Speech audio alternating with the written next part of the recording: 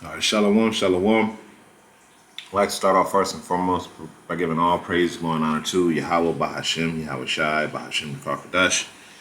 Double honors to the elders and the apostles, the great millstone who rule and teach well. Peace, love, and salutations to those that are doing this work in truth and sincerity.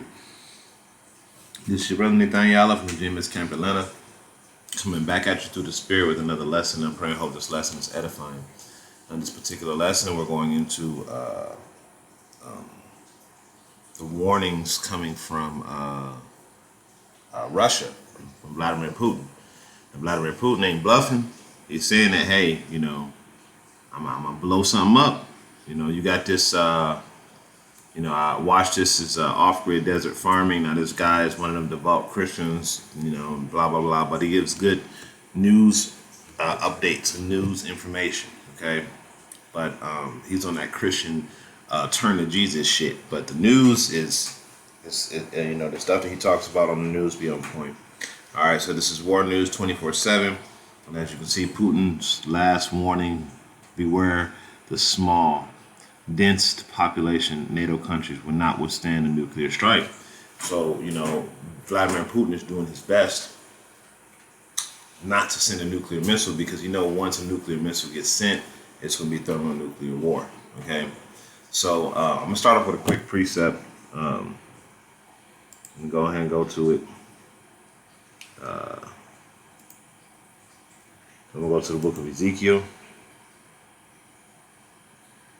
38:4.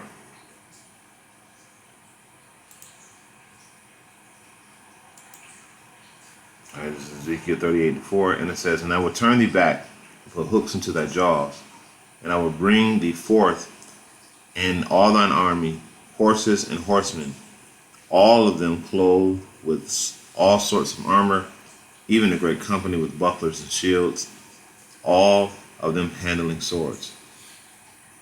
And then when it says, "I will bring thee forth, I will turn thee back and put hooks in their jaws," it's talking about Russia.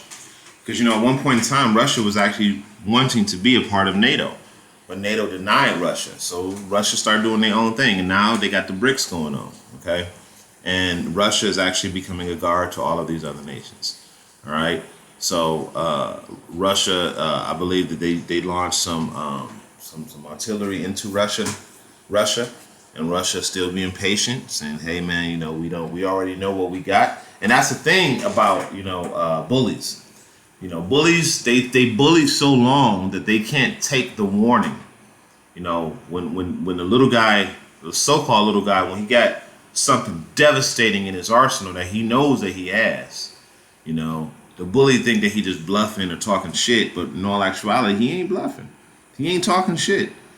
He really means it, and he knows that what he has is so devastating that he really don't want to use it because of what it's going to do. And that right there is pretty much Russia's MO right now. Russia like, look, we know we got ours. We only got big boy weapons up in here, man. We only got big boy weapons, so we don't want to use this arsenal because we know y'all got big boy weapons too. But we know that if this stuff gets launched off, y'all gonna send y'all's and we gonna send ours. Okay? Y'all gonna send y'all's and we gonna send ours. All right? So I'm gonna play some of this video just to let you hear him, but not too much, but just to hear what he got to say. Not this guy right here. This is another video that was profiling this damn idiot right here. With Paul and Adrian, this is June the 3rd, 2024. I want to welcome you to our broadcast. This is going to be short this morning, but I just wanted to get this information out to you. I think the showdown is coming, possibly even this week. So many things are in play right now.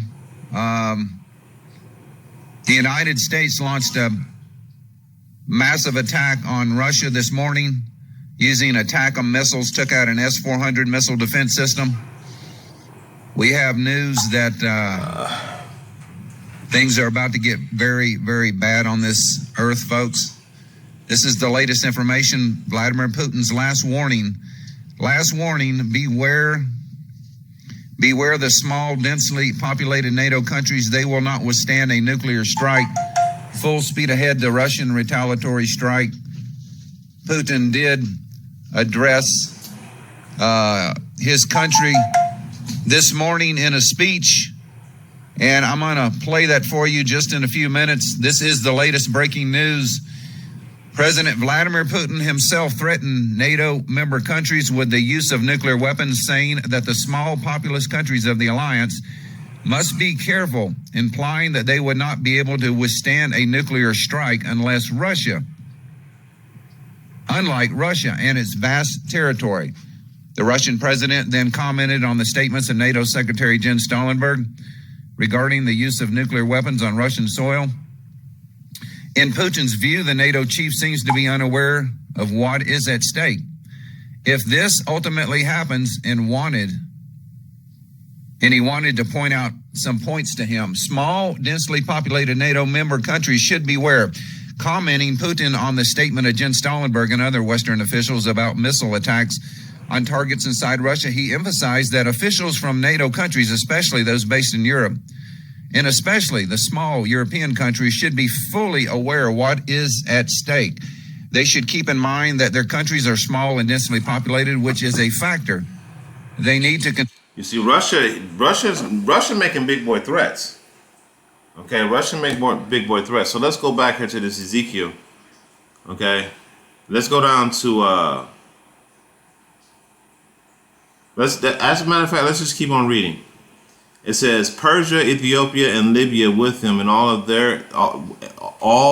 of them with their shields and helmets. Gomer and all his bands, the house of Togomer of the north quarters, and his bands, and all the people with thee. Be thou prepared, prepare for thyself, thou and all thy company that are assembled unto thee, and be a guard unto them. So Russia is a guard to all these other nations. This is why Russia is supplying them with all these weapons. This is why Russia is saying A, B, and C, and D, that they're going to align with this, they're going to align with that, because Russia is their guard. Russia is the one that's stopping, pretty much America from doing whatever the hell they want to do. All right, because to a certain level, America know that Russia not playing. America know on a certain level Russia is not playing. But they want it anyway because this is the MO of the military-industrial complex. Okay, they have to start war in order to keep their economies going. All right. So, but the end result is that Babylon is about to be destroyed. All right, because Russia is definitely going to launch those missiles after this mark of the beast becomes mandatory, which is going to happen very soon. All right, so let's play a little bit more. Considered before talking about strikes deep into Russian territory. This is a serious matter, and without a doubt, we are watching it very carefully. I'm not sure if he knows what Jens Stoltenberg is saying. As for the strikes, frankly, I'm not sure what the NATO Secretary General is saying. If he is talking about a possible attack on the territory of Russia with long-range precision weapons, he, as a person who heads a military political organization, although a civilian like me, should know that long-range precision weapons cannot be used without space reconnaissance. This is my first point. Continue. So they got satellites up in space where they can accurately pinpoint where those missiles are going to land or where they're going to target. All right. So let's continue on. Let's go to Joel, the 2nd chapter, because this is all prophecy. This is coming. All of these things are coming to Babylon the Great. All right. As prophesied in Joel 2. And we'll go down to verse 4. It says, you know what? Let me just start at verse 2. I'm gonna just read the whole chapter because it's meat. It says, blow ye the trumpet in Zion, and sound the alarm in my holy mountain. Let the inhabitants of the land tremble, for the day of the Lord cometh, for it is nigh at hand. A day of darkness and gloominess, a day of clouds and thick darkness. As the morning spreadeth upon the mountains, a sea of great people strong, that have not been ever the like, neither should there be any more after, even to the years of many generations. This is talking about those thermonuclear missiles. Okay, a fire devoured before them, and behind them a flame burneth. The land is a garden of Eden before them, and behind them a desolate wilderness. Okay, so everything is green and lush, and beautiful, and then after these missiles hit, everything is going to be burnt and destroyed.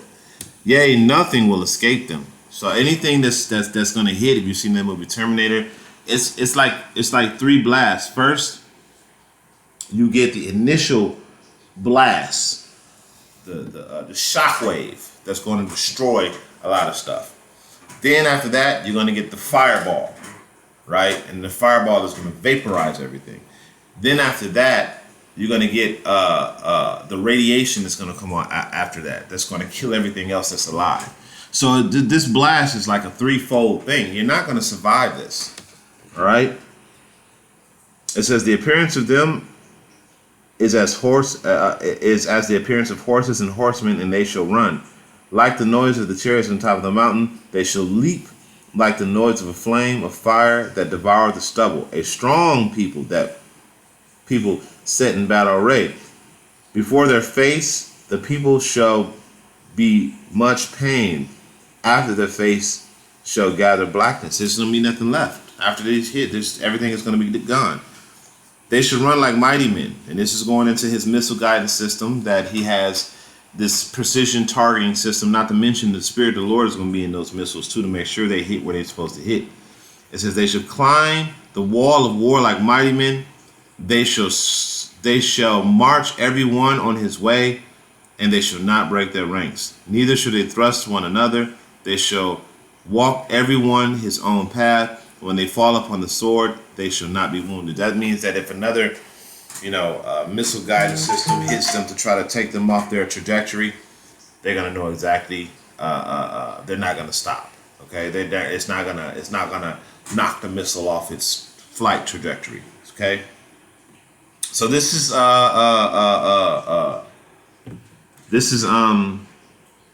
it. This is it right here. America's through. All right, America's through.